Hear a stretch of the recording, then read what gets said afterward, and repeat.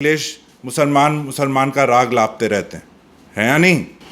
2017 में जब से भाजपा सरकार आई, 2017 में आज तक रामपुर में नहीं, पूरे रामपुर ज़िले में ना एक मस्जिद टूटी, ना एक कब्रिस्तान खुदा, ना एक मदरसा तोड़ा गया, ना किसी मुसलमान का घर तोड़ा गया, ना किसी मुसलमान की ज़मीन छीनी गई। कुछ नहीं हुआ। ये तो इसके गवाह तो आप लोग भी हैं। और 2017 से पहले इसी आज़म ने इन्हीं मुसलमानों का बेड़ा गर्क किया। हर तरह से मुसलमानों को इसने नुकसान पहुंचाया और अखिलेश ने उसका साथ दिया। तो मुसलमानों के हमदर्द अखिलेश नहीं है, मौजूदा मुख्यमंत्री हैं। एक बार फिर प्रशासन की ताबड़तोड़ कार्रवाई के बाद समाजवादी पार्टी के वरिष्ठ नेता मोहम्मद आजम खान के सभी राजनीतिक विरोधी आजम खान के विरोध का कोई मौका नहीं छोड़ना चाहते। ताज़ा हमला बोला है रामपुर नवाब परिवार के नवाब काजिम अली खान है, जो आजम खान पर जमकर निशाना साध रहे हैं। क्या है उनके आरोप, आप खुद सुनिए उनकी ज़ुबानी। देखिए, ऐसा है कि ये बात तो किसी से छुपी नहीं है कि आज़म ने और उसकी जौहर यूनिवर्सिटी ने और जो भी जितने उसके कार्यकर्ता हैं, उन्होंने हर गैर कानूनी काम किया। लेकिन क्योंकि उस समय उनकी सरकार थी, उनकी हुकूमत थी, तो उन तक कोई उंगली उठा नहीं पाया या उन पे कोई कार्रवाई हो नहीं पाई। लेकिन 2017 से जब से सरकार का परिवर्तन हुआ और नए मुख्यमंत्री बने, तो ये कार्रवाई तब शुरू हुई है। और जैसे कहते हैं कि दुनिया गोल है, जैसा करता है वैसा भरता है। तो जो भी गैर कानूनी काम किए गए हैं और ख़ास तौर से जो पब्लिक का पैसा लूटा है, ये सब, चाहे उसमें ये मशीन है, ये भी पब्लिक का पैसा है। और कई ऐसी योजनाएं थीं जिसमें गलत तरीके से, गैर कानूनी तरीके से पैसा हड़पा गया। वो सारी चीज़ें सामने आई हैं। और ताज्जुब की तो ये बात है कि ये जितने राज हैं, ये उन्हीं आज़म के अपने लोग ही जानते हैं। मैं या आप, हमें पता नहीं है कि यूनिवर्सिटी के अंदर क्या हुआ, क्या नहीं हुआ। तो जो भी पोल खुल रही है, जो भी सारे राज खुल रहे हैं, वो उनके अपने लोगों के ज़रिए खुल रहे हैं, क्योंकि उन्हीं के माध्यम से, उन्हीं के ज़रिए ये सारा गैर कानूनी काम हुआ था। और ये बहुत अच्छी बात है। मैं तो ख़ास तौर से मुख्यमंत्री को बधाई देना चाहता हूँ कि उन्होंने इसमें दिलचस्पी ली, उन्होंने इस चीज़ में ध्यान दिया। और कानून सबके लिए बराबर है, चाहे मैं हूँ, चाहे आप हों, चाहे कोई मंत्री हो, पूर्व मुख्यमंत्री हो, सबके लिए बराबर है। तो कानून के सामने तो हर चीज़, हर इंसाफ मिलता है। और अब मुझे इस चीज़ की खुशी है कि अब चाहे देर से, लेकिन अब इंसाफ मिलने की हमें खुशी है कि इंसाफ हम सबको मिलेगा।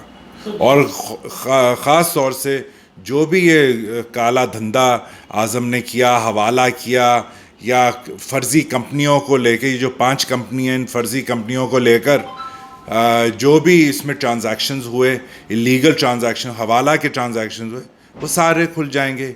ईडी के अधिकारी आए, उन्होंने जो भी उनका एक क्रम है काम करने का, उन्होंने सारा इसका संज्ञान लिया है। और अगर ये झूठ होता, तो जो ये फ़र्ज़ी कंपनियों के मालिक है, ये भागे हुए क्यों हैं, फ़रार क्यों हैं? इससे साबित होता है कि इन्होंने धांधलेबाजी की और हवाला का काम किया। समाजवादी पार्टी अखिलेश मुसलमान का राग लापते रहते हैं या नहीं। 2017 में जब से भाजपा सरकार आई, 2017 में आज तक रामपुर में नहीं, पूरे रामपुर ज़िले में ना एक मस्जिद टूटी, ना एक कब्रिस्तान खुदा, ना एक मदरसा तोड़ा गया, ना किसी मुसलमान का घर तोड़ा गया, ना किसी मुसलमान की ज़मीन छीनी गई। कुछ नहीं हुआ। ये तो इसके गवाह तो आप लोग भी हैं। और 2017 से पहले इसी आज़म ने इन्हीं मुसलमानों का बेड़ा गर्क किया। हर तरह से मुसलमानों को इसने नुकसान पहुंचाया और अखिलेश ने उसका साथ दिया। तो मुसलमानों के हमदर्द अखिलेश नहीं है, मौजूदा मुख्यमंत्री हैं। एक बार फिर अखिलेश यादव जो है आजम खान के समर्थन में उतरे, आनंदीबेन पटेल से। वो तो करेंगे, उनकी तो मजबूरी है, क्या करें।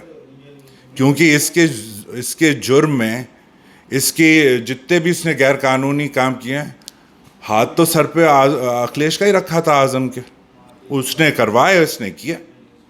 ये भी उतने ही शामिल हैं उसके गलत कामों में।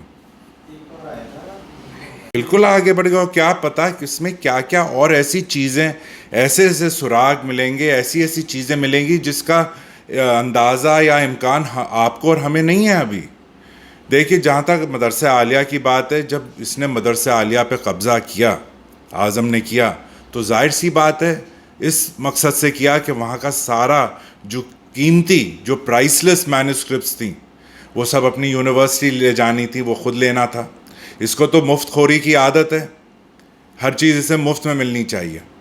और इससे बड़ी बुरी बात क्या हो सकती है? अभी चुनाव गुजरा, उसमें नुपुर शर्मा के ऊपर जो भी सामने वो सारी चीज़ें आई, उस पर कितना मुसलमानों पे कितना बड़ी उनको धक्का लगा। लेकिन अब मुसलमानों को उससे ज़्यादा धक्का लगना चाहिए।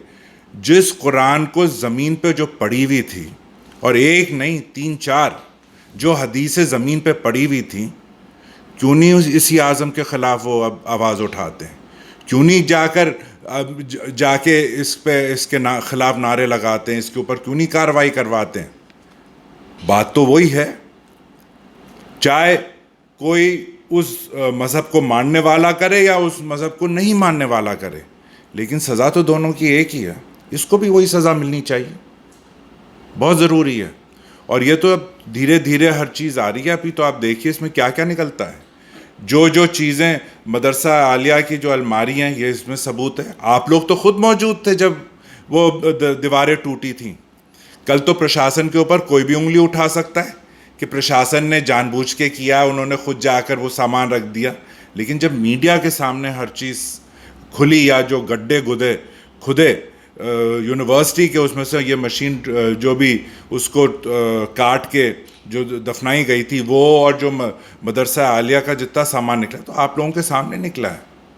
तो अब तो चोर को चोर कहना चाहिए, डकैत को डकैत कहना चाहिए, या नहीं?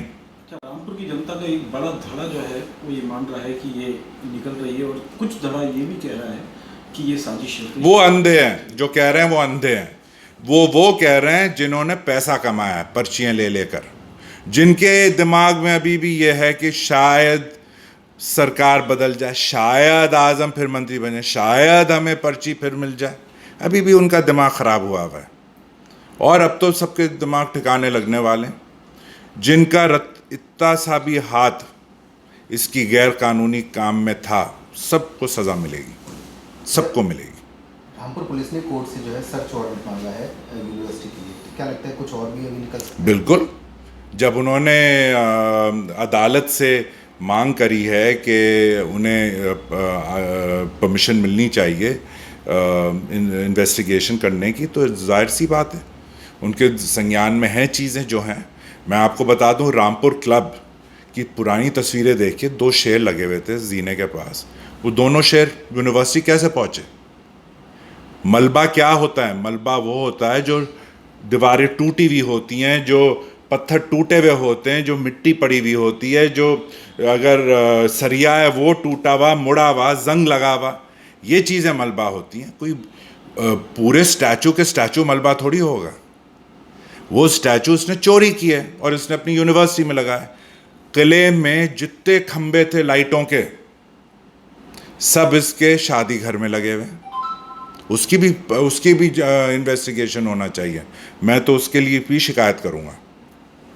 जितने खंबे उस ज़माने के, जो किला बना था 1903, और वो छोड़िए जिसने डिज़ाइन किया था किला, उसकी मूर्ति मॉन्टेसरी स्कूल में लगी थी, वो भी तो यूनिवर्सिटी में है।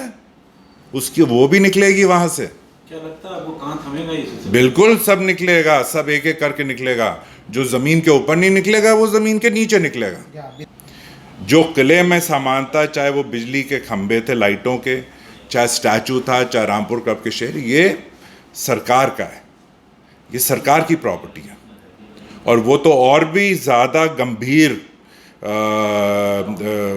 गंभीर उसमें उसने जो काम किया है वो तो और भी गलत है।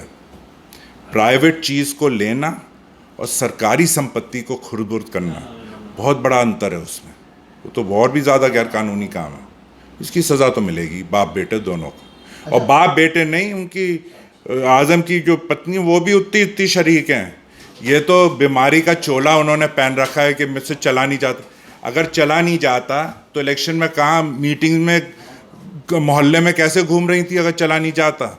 अदालत के लिए तो व्हील चेयर आ जाती है, जज साहब के सामने जब पेश होना है तो व्हील चेयर आ जाती है। और वैसे वो चलती हर मोहल्ले में, गलियों में वो नज़र आएंगी चलते हुए, रिश्तेदारों में, शादियों में, इसमें उसमें। तो वो उससे बड़ी ढोंगी वो खुद है। सज़ा तो सबको मिलनी चाहिए। रामपुर की जनता से क्या कहना चाहेंगे? मैं ये कहूँगा कि अभी भी आंखें खोल लो। ये जो पट्टी पड़ी हुई है ना अंधेपन की, अब तो उतरनी चाहिए। और कितने इम्तिहानों में से फेल होना पड़ेगा पट्टी उतारने के लिए। डर सिर्फ अल्लाह का होना चाहिए। ऐसे बड़े ख़तरनाक जालिम और डकैतों का नहीं, जैसे ये आज़म का परिवार है। सबसे बड़ा डकैत हिंदुस्तान का, मैं तो कहता हूँ फूलन देवी से भी बुरा है।